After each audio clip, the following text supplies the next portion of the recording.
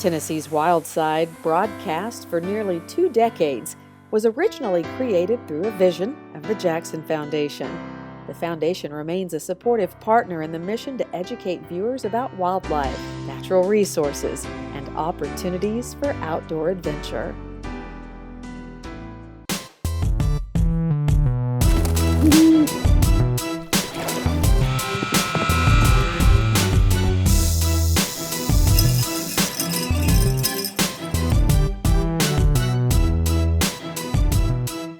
It's one thing to plant trees, it's another thing to keep them.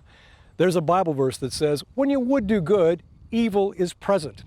Well, we're not exactly saying that invasive insects are evil, but they sure can destroy trees. Warner Parks has been around for almost 100 years, giving the people of Nashville a great escape from the city. And they've got quite a fight on their hands.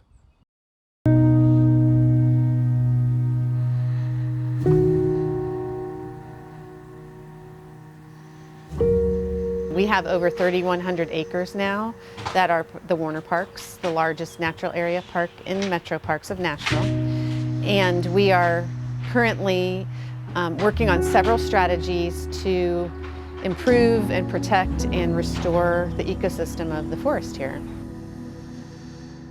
So probably most people in Tennessee are aware of the emerald ash borer, which is an insect, a beetle, an invasive beetle that attacks the inside, the cambium layer of ash trees. We have 3 species of ash trees in the Warner Parks, white, green, and blue ash, and it attacks all of those trees, and it is a 100% mortality rate for those trees. And there's a Emerald Ash Borer Task Force of the Metro government, and Metro Parks has been first working to inventory all of the ash trees that we consider to be hazardous. So after that inventory is completed, which should be this spring, then there will be a plan to remove the ash trees that are considered the most hazardous risk.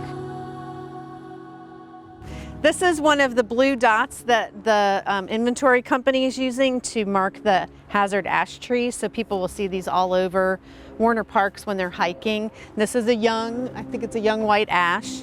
And because it's right next to the trail, of course, it would be considered a hazard tree.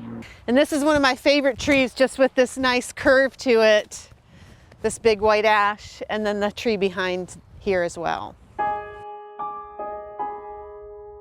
We estimate that the Warner Parks, about 15 to 16% of our total forest canopy is ash. We're hoping that maybe because the emerald ash borer has been around now for a little bit, that we might see some resistance in some trees, and that's being studied at the university level by forestry schools. But there's no wide-scale treatment yet for preventing emerald ash borers. So we're assuming that 100% of our ashes will die. Every time I see a beautiful ash, I'm saddened about it.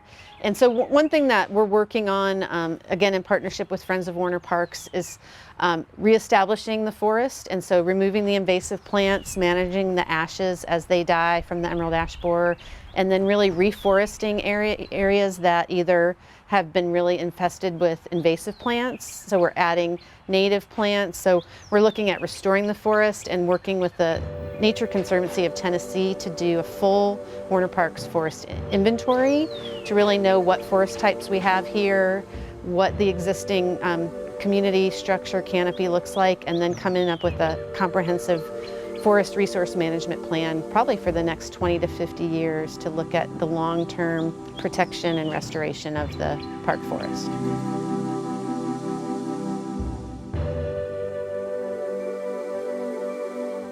I think that because we are a city park, we're the largest city park in Nashville, certainly, and we've been around for now almost 100 years.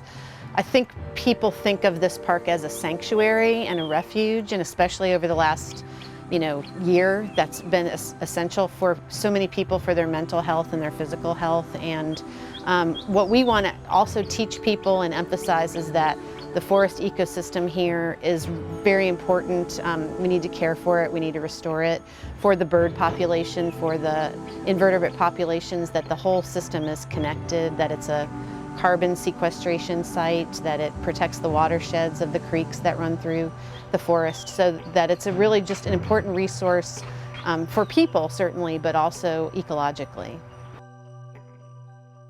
Friends of Warner Park have set a goal of 2027, their 100th anniversary, to remove all non-native plants from the park.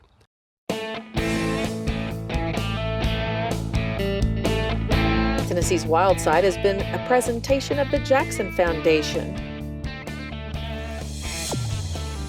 in association with Rockwater TV.